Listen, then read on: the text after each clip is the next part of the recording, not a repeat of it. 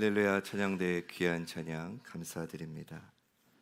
기도하겠습니다. 주님께서 저희에게 사랑하는 아들아, 내 딸아, 네가 나를 위해서 십자가를 질 수 있겠느냐 물으실 때 우리가 믿음으로 반응하기 원합니다. 주님께서 주신 생명이고, 주님께서 주신 가정이고, 주님께서 주신 교회이고, 주님께서 주신 나라이오니 우리에게 주신 모든 은혜, 사랑, 충성 다 바쳐 주님께 헌신하게 하옵소서.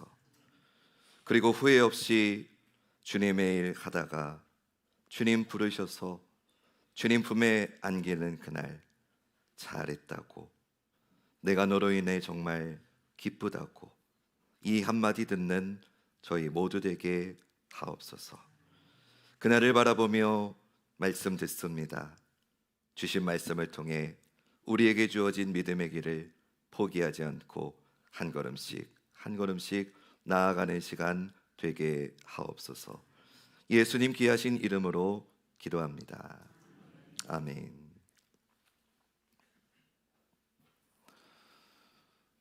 사무엘하 24장은 선뜻 이해하기 어려운 말씀으로 시작합니다. 1절 말씀에 여호와께서 다시 이스라엘을 향하여 진노하사 그들을 치시려고 다윗을 격동시키사 가서 이스라엘과 유다의 인구를 조사하라 하신지라. 하나님께서 이스라엘을 치시려고 다윗을 격동시키셔서 다윗 그로 하여금 이스라엘의 인구를 조사하게 하십니다. 하나님께서 다윗에게 악을 행하게 하셨고 다윗이 악을 행하자 그에 대한 심판을 내리시는데 그건 이스라엘 백성들에게 임하는 죽음의 심판이었습니다. 15절 말씀, 이에 여호와께서 그 아침부터 정하신 때까지 전염병을 이스라엘에게 내리시니 단에서부터 브엘세바까지 백성의 죽은 자가 7만 명이라. 아무리 생각해봐도 우리의 머리로는 쉽게 이해가 되지 않습니다. 받아들이기가 너무나 어려운 부분입니다. 그러나 이 또한 하나님께서 주시는 깊은 의미와 교훈이 있다는 것을 오늘 나누어 보려고 합니다. 우리 1절 말씀 앞에 화면 보시면서 다시 한번 같이 읽어보겠습니다. 시작.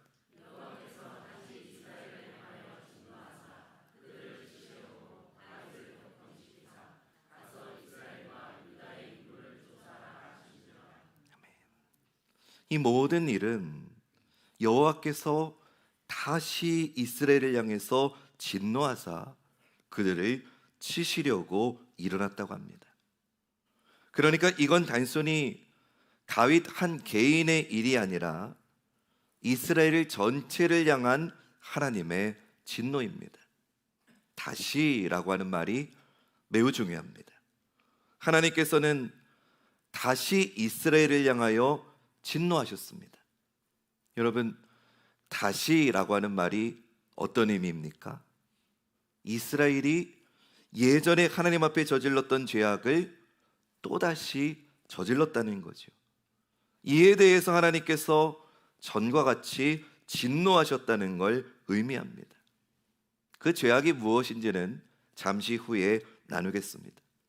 그 다음, 하나님께서 다윗을 격동시키셨다라는 말이 쉽게 이해되지 않습니다. 그래서 우리는 같은 사건을 기록한 역대상 21장 1절 말씀을 참고할 필요가 있습니다. 상당히 다른 사실을 우리에게 알려줍니다. 읽어볼까요? 시작.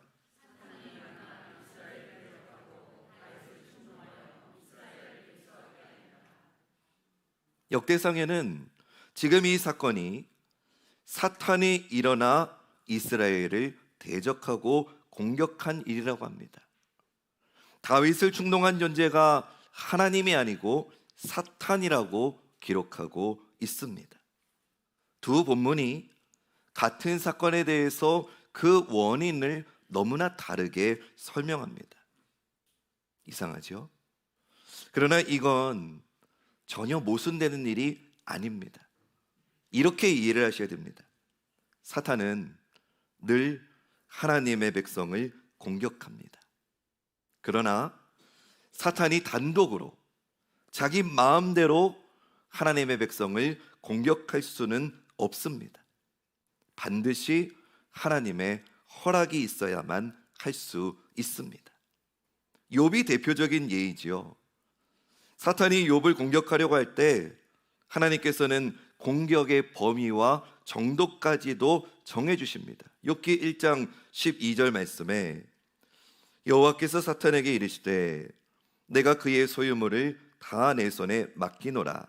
다만 그의 손에는 내 손을 대지 말지니라. 사탄이 곧 여호와 앞에서 물러가니라. 사랑하는 여러분, 사탄이 아무리 하나님의 자녀를 공격해도 하나님의 뜻을 넘어설 수는 없고 반드시 제한됩니다. 사탄은 하나님께서 범죄한 당신의 자녀를 위해 사용하시는 징벌과 경고의 도구일 뿐입니다. 그래서 하나님의 자녀인 우리는요, 악한 영적 세력들, 사탄을 과도하게 두려워하거나 불안해할 필요가 없습니다. 그 어떤 피조물도 하나님의 사랑에서 우리를 끊을 수는 없기 때문입니다. 할렐루야. 그런 관점에서 이 사건을 이해할 수 있습니다. 정리하면 이스라엘이 하나님 앞에 또다시 범죄하였고 하나님은 범죄한 이스라엘을 징계하시는 도구로 사탄의 활동을 일시적으로 승인하셨다는 거죠. 그 사탄의 활동이 다윗을 유혹해서 인구를 조사하는 것으로 나타난 겁니다. 이 모든 일을 통해서 하나님께서는 범죄한 이스라엘과 다윗을 벌하시는데 그 벌하심의 목적은 그들이 죄에서 돌이키도록 이끄신 겁니다. 여러분, 어렸을 때 자녀들이 말을 안 들어가지고 매질을 하려고 매를 들면, 휘초리를 들면 자녀들이 방으로 도망가서 문을 걸지 않습니까? 그때 우리가, 여러분 예전 기억을 되돌려 보세요. 했던 말이 있습니다. 너 지금 나오면 엄마 아빠가 용서할 거야. 셋을 동안 나와. 하나, 둘, 셋 하고 문을 당장 부수고 들어가서 자녀를 막 사정없이 때리는 부모는 없습니다. 여러분의 기억을 되새겨 보십시오. 너 지금 나오면 안 온나? 셋 세기 전에 문 열어. 하나, 둘, 셋 하기 전에 뭐가 있죠? 둘의 반. 그 다음에도 반의 반, 반의 반의 반. 왜 그러는 겁니까? 부모의 진짜 목적은 자녀를 혼내는 데 있는 게 아니라 이 자녀가 죄를 뉘우치고 용서를 구하기를 바라기 때문이죠. 하나님의 심판도 마찬가지입니다. 하나님이 재앙을 내리시고 심판을 내리시는 이유는 재앙과 심판이 목적이 아니고 그것을 통해서 당신의 백성들이 회개하고 돌이키기를 바라시는 거죠. 그렇다면 다윗이 사탄의 유혹에 넘어가서 행한 인구조사는 어떤 의미를 가지는 걸까? 구약시대의 인구조사 자체는 사실 범죄가 아니었어요. 출애굽기 30장 12절을 보면 인구조사에 대한 하나님의 명령의 말씀이 나와 있습니다. 우리 이 말씀 읽어보겠습니다. 시작.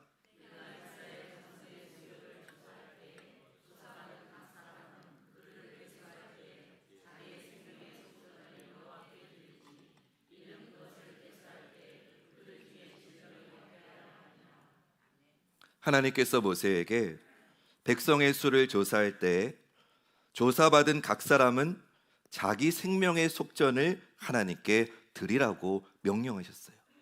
이건 단순히 수를 세는 게 목적이 아니고요, 백성의 생명이 하나님께 있다는 걸 고백하는 일종의 신앙 고백이었습니다.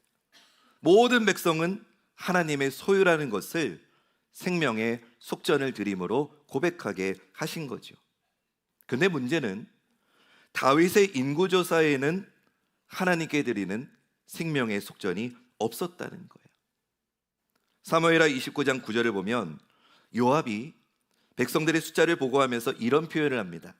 칼을 빼는 담대한 자. 이 말은 다윗은 지금 이 인구조사를 통해 군사력으로 칼을 빼서 전쟁에 나갈 수 있는 군사력으로 동원 가능한 인구를 조사했다는 거죠. 대부분의 고대 국가들이 인구를 조사하는 건 두 가지 목적 때문이었어요. 하나는 징집입니다. 전쟁이 일어나면 당장에 동원할 수 있는 군사력을 확보하는 겁니다. 다른 하나는 징세입니다. 백성의 수를 정확히 세서 세금을 정확하게 징수하기 위한 조치였습니다. 그래서 고대 사회일수록 인구의 수는 곧 나라의 힘 그 자체였습니다. 오늘 본문의 다윗의 인구조사도 이것을 위한 것이었던 겁니다. 다윗은 하나님의 소유인 이스라엘 백성을 전쟁에 나갈 자기의 소유로 삼은 것이지요. 하나님을 의지해서 하나님의 능력으로 지켜지는 나라가 아니라 눈에 보이고 손에 잡히는 사람의 능력, 사람의 숫자로 지금 자기 능력을 삼고자 인구를 조사한 겁니다. 다윗만이 아니라 모든 이스라엘 백성들의 마음이 지금 그렇게 변하고 있었던 거예요. 하나님이 아니라 자기들의 군사력이, 자기네들의 물질이, 사람의 힘이 자기들을 지키고 보호하고 발전시킨다는 세상의 믿음이 그들 안에 자리 잡고 있었던 겁니다. 그것이 다윗의 인구 조사를 통해 드러났을 뿐입니다. 사랑하는 여러분, 오늘 우리는 어떻습니까? 우리는 하나님을 의지합니까? 사람의 눈에 보이는 것을, 세상의 것을 의지합니까? 기억하십시오.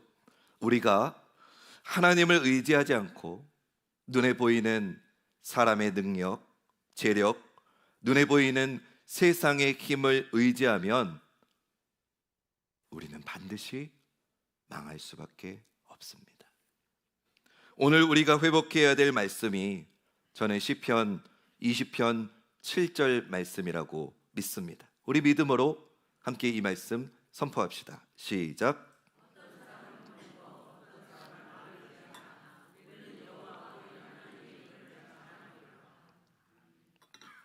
우리는 여호와 우리 하나님의 이름을 자랑하고 의지해야 합니다. 이스라엘은 지금 이것을 잃어버린 겁니다. 하나님이 아닌 병거와 말과 사람을 의지한 겁니다. 이건 이스라엘의 심각한 영적 퇴보입니다. 과거의 이스라엘이 사무엘 선지자에게 우리들도 다른 나라처럼 눈에 보이는 왕을 세워달라고 요구한 적이 있습니다. 사무엘상 8장 20절 말씀. 우리도 다른 나라들 같이 되어 우리의 왕이 우리를 다스리며 우리 앞에 나가서 우리의 싸움을 싸워야 할 것이니이다 하는지라. 여러분, 이게 사무엘상 8장에 있었던 일인데 이와 똑같은 일이 또다시 일어난 겁니다. 이스라엘이 이방 나라를 다시 따라가고 있는 겁니다. 세상을 따라가고 우상을 섬기고 하나님이 아닌 사람과 힘과 세력을 또다시 찾고 있는 겁니다. 사사기와 사무엘상 초반에 나타났던 그 이스라엘의 비참하고 타락한 역사를 또다시 반복하고 있는 겁니다. 이것이 이스라엘이 하나님 앞에 저지른 범죄였고 하나님이 지금 진노하신 이유입니다. 근데 너무나도 다행히도 다윗은, 오늘 본문의 다윗은 곧장 자기의 죄를 깨닫고 자책하면서 하나님 앞에 회개합니다. 사무엘하 24장 10절 말씀 다윗이 백성을 조사한 후에 그의 마음에 자책하고 다윗이 여호와께 아뢰되 내가 이 일을 행함으로 큰 죄를 범하였나이다. 여호와여, 이제 간구하옵나니 종의 죄를 사하여 주옵소서. 내가 심히 미련하게 행하였나이다 하니라. 아멘. 다윗이 회개하자 하나님께서는 선지자 갓을 보내셔서 이스라엘에 대한 심판과 징계를 말씀하십니다. 세 가지 중에 하나를 고르라고 하십니다. 기근과 전염병과 전쟁, 이 세 가지 중에 한 가지를 선택하라고 하십니다. 다윗이 어떤 선택을 했을까요? 사무엘하 24장 14절 말씀, 우리 이 말씀 읽을 텐데, 이 말씀 중에 여러분들이 주목하고 집중하셔야 될 표현은 사람의 손, 하나님의 손입니다. 사람의 손, 하나님의 손. 다윗이 사람의 손을 택하는지 하나님의 손을 택하는지 유념하면서 읽겠습니다. 시작.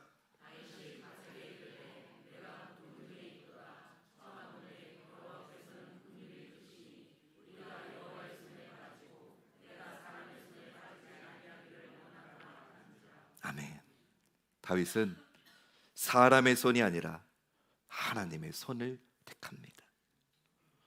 이건 단순히 하나님 나는 봐주시고요, 저 백성들 죽이세요, 그런 차원이 절대로 아닙니다. 하나님의 뜻이 하나님의 손을 통해서 하나님의 백성들에게 이루어지기를 구하고 있는 겁니다. 그걸 어떤 면으로 알 수 있느냐? 다윗이 백성들을 위해서 자기 목숨을 걸고 하나님께 간구하는 말씀을 오늘 본문 17절이 알 수 있습니다. 우리 이 말씀 읽어보겠습니다. 시작.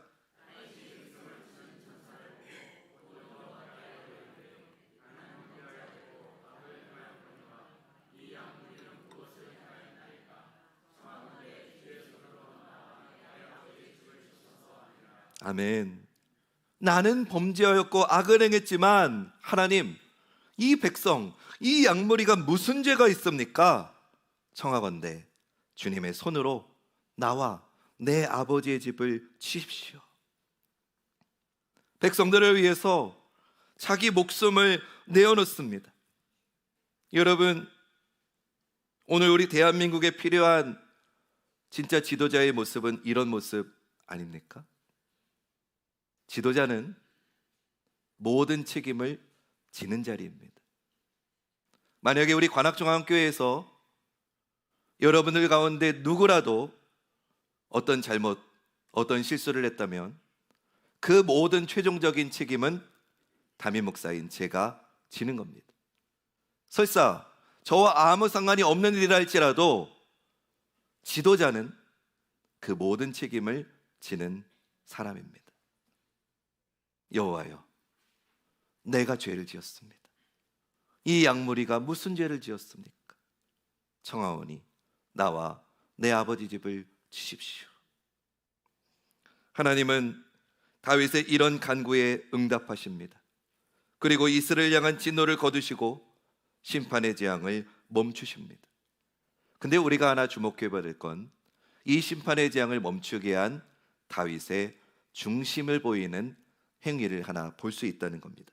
사무엘하 24장 18절과 25절 말씀인데요, 우리 한 절씩 읽어볼까요? 18절입니다. 시작.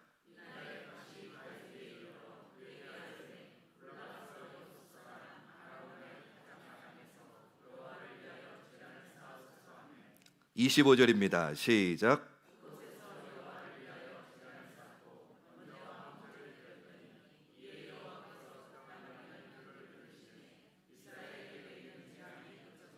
아멘.